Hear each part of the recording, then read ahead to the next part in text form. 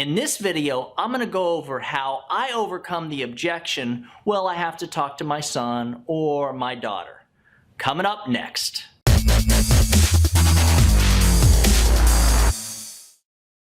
Those of us who are actively selling final expense life insurance have heard every excuse possible that the client will make in order to not have to give us that payment, or so they don't have to commit.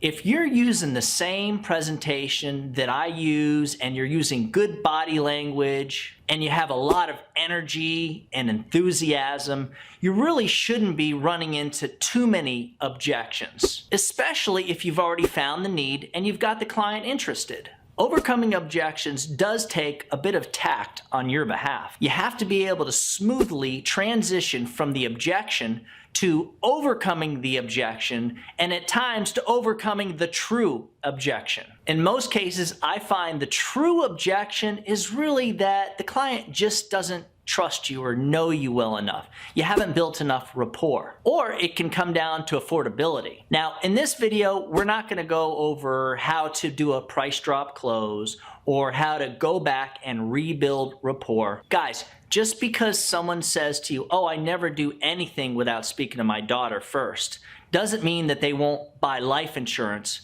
before speaking with their daughter. When they give me that objection, what I do is I say, wow, well, I can appreciate that. Now, let me ask you something, Mrs. Jones. As you know, when people die, we always leave a big mess behind.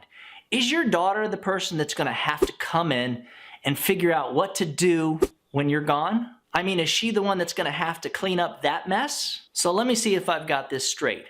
While she's in mourning, going through what could potentially be the toughest time of her life because her mother passed away, on top of that, she's got to figure out what to do with you and how to pay for it. Let me ask you something else. Do you have a good daughter, Mrs. Jones? I know that sounds like a crazy question, but there's a reason I'm asking you. I mean, think about it. If you called her and say, hi, daughter, I got to ask you something.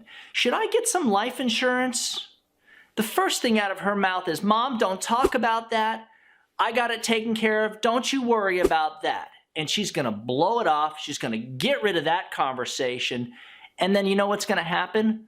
When you pass away, she's going to be stuck taking care of everything.